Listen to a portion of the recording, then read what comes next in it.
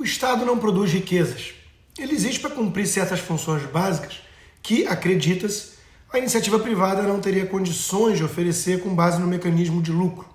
Segurança, a defesa nacional, a justiça, alguma coisa na infraestrutura e na saúde e educação seriam os serviços essenciais aceitos até por liberais. Claro que nós estamos muito distantes dessa realidade.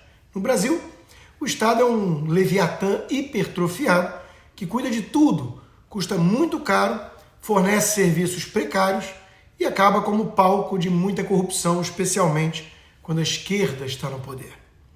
O gigantismo do nosso Estado é um convite para privilégios indevidos e parece não haver crise para o setor público, mesmo quando a iniciativa privada, que paga a conta, sofre com cenários adversos.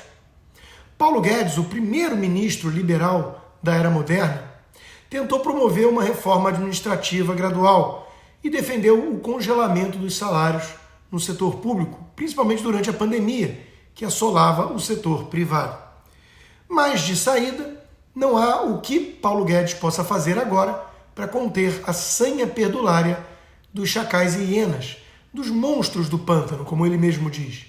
Estão todos de olho na divisão do butim, que vai ser promovida pelo ladrão de volta à cena do crime. A Câmara dos Deputados aprovou nesta quarta-feira, dia 21, o projeto de lei que aumenta o salário dos ministros do Supremo Tribunal Federal em 18%, parcelados ao longo de 3 anos. A matéria será enviada agora ao Senado.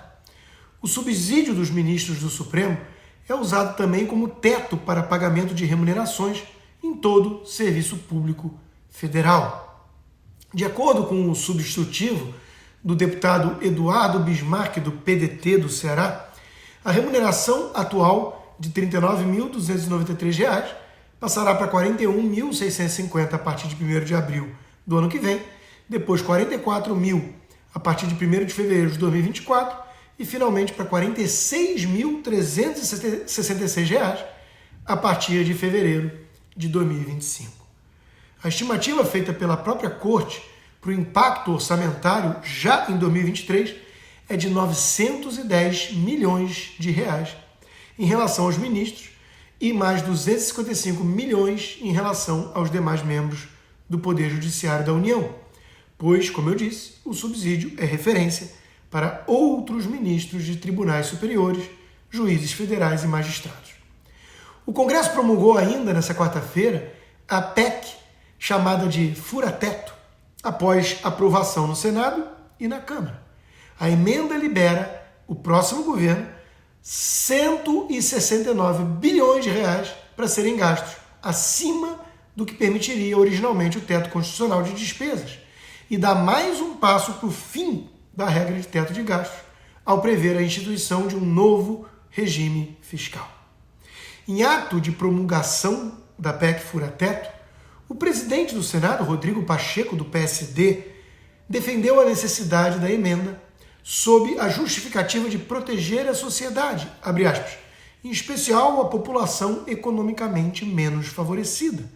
Nos momentos de maiores dificuldades, a população espera que o Estado seja capaz de lhes garantir o mínimo de bem-estar garantido na Constituição, declarou aquele que vem ignorando a sua função básica constitucional. Até parece que tal medida é fruto do altruísmo de Pacheco. Aliás, fazer caridade com o chapéu alheio é fácil, né?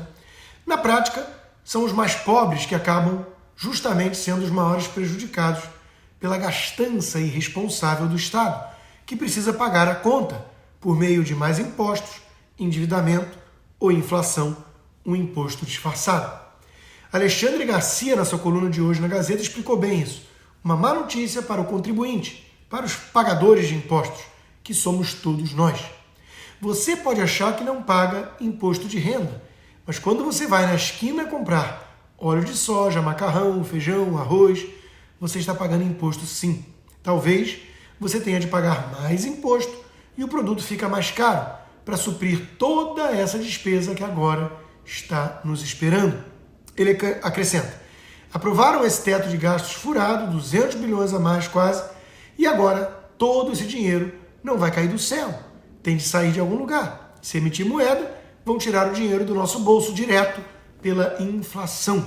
Se emitirem papéis, terão de pagar mais juros e nós vamos pagar mais juros também quando comprarmos qualquer coisa no crediário, que vai ficar mais caro. Vamos comprar menos e o varejo vai vender menos. Menos imposto será recolhido e entraremos no círculo vicioso que causou a recessão no governo Dilma. Alexandre Garcia ainda conclui: essa volta ao passado que a gente começa a antever, o mercado já percebe, assim como os investidores e os industriais. Eu vejo pesquisas entre as indústrias mostrando que o pessoal já está com um pé atrás, reduzindo a confiança. O agro está parando de investir e, enquanto isso, os deputados e senadores aprovam aumento geral para esses cidadãos de primeira classe. Esse pessoal que fica pendurado na folha de pagamento pública, sendo sustentado pelos que estão trabalhando com aposentadoria bem menor, com menos férias, com menos regalias. Esse pessoal da primeira classe vai ter aumento de 18%. São quase 30 mil funcionários da Câmara e do Senado, 513 deputados, 81 senadores, os ministros do Supremo, o futuro presidente da República, todo mundo recebendo aumento. Luta de classes? Tá aí a luta de classes. Marx errou tudo. Vale notar que o governo Bolsonaro deixa a casa arrumada e com recorde de arrecadação, sem ter aumentado os impostos. O presidente mesmo aprendeu com Paulo Guedes sobre a tal curva de Laffer, que ele mencionou numa entrevista. A arrecadação das receitas federais atingiu 172 bilhões em novembro, representando um aumento real, corrigido já pelo IPCA, pela inflação, de 3,25% em comparação ao mesmo período do ano passado. Esse é o melhor resultado para o período desde 2013. Já no acumulado do ano, entre janeiro e novembro, a arrecadação em 2022 alcançou mais de 2 trilhões de reais, um acréscimo real de quase 9% em comparação ao mesmo período do ano passado. Foi o melhor desempenho arrecadatório desde 95, início da série histórica. E os dados foram divulgados também nessa quarta pela Receita Federal. Agora, imaginem essa montanha de dinheiro, essa grana toda, nas mãos dos larápios socialistas. É a garantia da farra do setor público e seus companheiros. O deputado Marcel Van Hatten desabafou.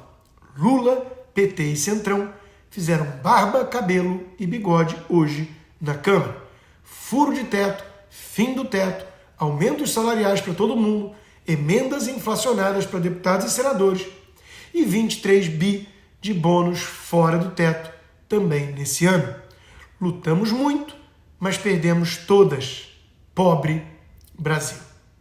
De fato, pobre Brasil, que nunca perde uma oportunidade de perder oportunidades de ouro. Os parasitas venceram. Caberá aos hospedeiros que restarem trabalhar em dobro para pagar a fatura, para sustentar os malandros. O único problema, como sabia Thatcher, é que o socialismo dura somente até quando a riqueza produzida pelos outros durar. Na Argentina, a miséria já é crescente e na Venezuela é a regra, é a realidade da imensa maioria.